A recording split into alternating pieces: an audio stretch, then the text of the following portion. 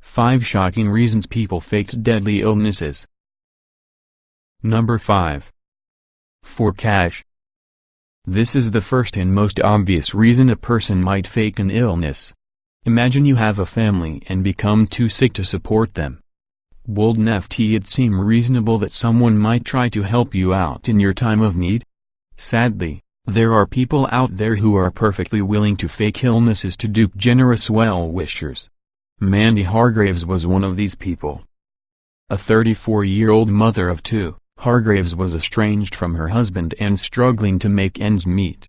She then decided that she was going to have stage 4 stomach cancer.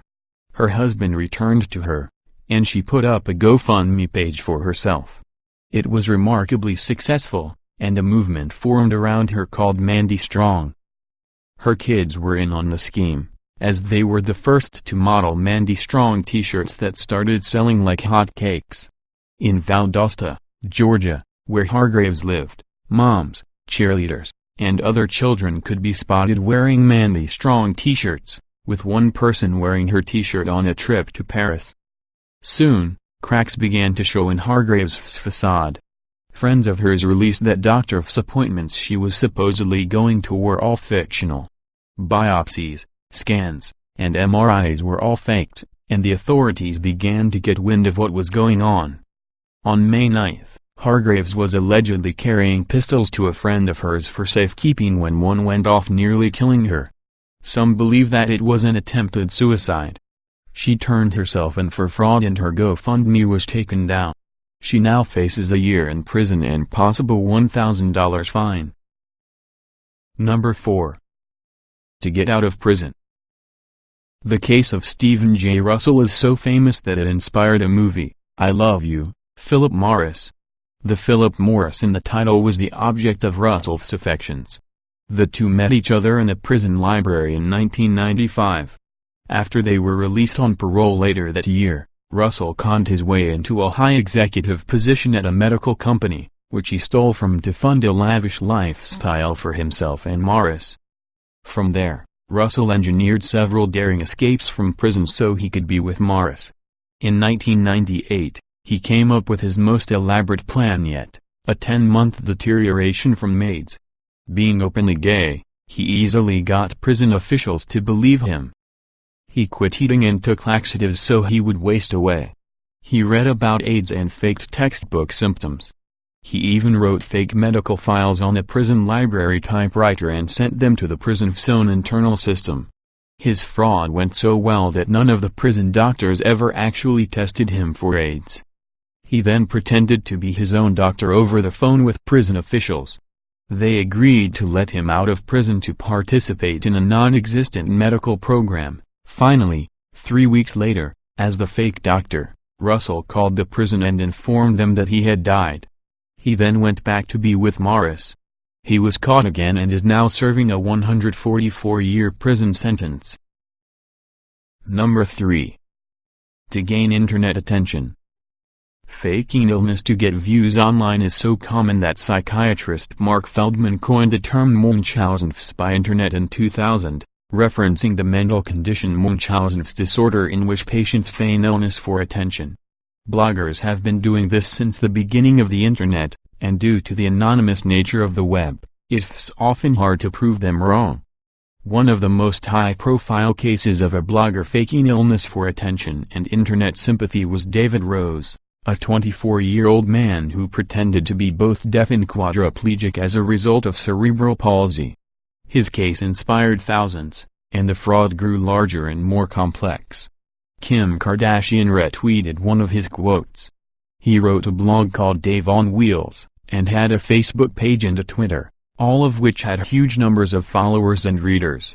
He claimed to be able to write using a Adobe computer that had an infrared light that tracked his eye movements. His ruse began to fall apart in 2012 when his sister claimed he had contracted pneumonia and that she was writing his last blog post. One of his readers soon looked up the photo on his blog and discovered that it was actually a photograph of a young man named Hunter Dunn on the Adobe website. entertainment website Fetch. I've discovered the truth by going to Los Angeles where Dave Rose's funeral was supposedly being held. His sister refused to meet them, and they found that many of his tweets had been sent using TweetDeck, which Adobe Binocular Reader cooled NFT use. With the hoax uncovered, an anonymous blogger identifying themselves as Nicole Rose confessed to being Dave Rose, saying in part, "David was just a character, a part of my psyche, and fame would soon reveal what it has revealed today." So, the character passed. In hindsight, it probably would have been better just to shut it all down and have everyone wonder what the hell happened. Number 2. To terrorize a lecturer. Sally Ritlick first met Elise Bianco in 2009. Bianco was 16 years old and had enrolled in a course that Ritlick was lecturing at Streethouse College. They soon became close, but 6 years later, Bianco informed Ritlick that she was diagnosed with terminal cancer. Ritlick took pity on her and spent over $2,000 to finance a trip for Bianco. This act of generosity would kick off several months of torment by Bianco.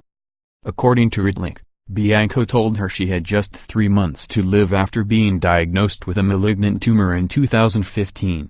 Claiming to have been a victim of abuse, Ritlick took Bianco into her home and catered to her every need. She dropped Bianco off at the hospital every day so she could receive treatment. Instead of this, Bianco would simply sit in the hospital cafe in her pajamas and apply fake bandages over her head. The strain of taking care of Bianco began to weigh on Ritlick's marriage. Bianco even began to use mind games to drive Ritlick and her husband apart. The two became estranged because of this, but Bianco already had someone in mind for her caregiver. She introduced Ritlick to a man named John who claimed to be a freshly widowed consultant physician. Except John wasn't a real person at all. He was Bianco pretending to be him online. During phone calls with Ritlick, Bianco would assume a husky voice to pass as the fictional love interest. But before Ritlick could meet John, Bianco made up a cancer diagnosis for him also and killed him off. Once Ritlick uncovered Bianco's ruse, she was taken to court, where the judge called the matter the most extraordinary case he had to deal with in a long time. He sentenced Bianco to 32 months in prison, although an appeals judge cut the sentence to 28 months in 2016. Number 1. To hide being a mafia boss. Vincente the Gigante was one of the powerful mafia bosses in New York for decades, but he got away with his criminal career because of a decades-long elaborate ruse in which he pretended to be schizophrenic. He did so well at this that he fooled numerous FBI agents, court-appointed psychiatrists, and even other mafia figures into thinking that he was too crazy to be the violent man he really was. Anytime he was charged with a crime, his lawyers would claim he only had an IQ of 69?72, well below average. He lived with his mother in her Greenwich Village apartment and was often seen walking in his pajamas with an aide mumbling to himself. His alleged insanity earned him the nickname the Oddfather. He first successfully used the mental incompetence plea in 1969. For the next several years, no one could find any proof that he was not as crazy as he claimed. The famous mafia boss John Gotti, however, said that Gigante was crazy as a fox because of his ability to elude justice in plain sight. In 1993, multiple charges related to being head of the Genovese family were brought against Gigante.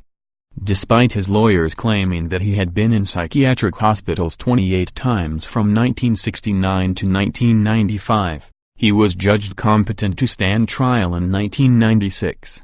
The judge presiding over his case stated that his mental illness was nothing but an elaborate deception until at least 1991. In 1997, Gigante was convicted and sentenced to 12 years in prison along with a $1.25 million fine. He died in 2005 at the age of 70.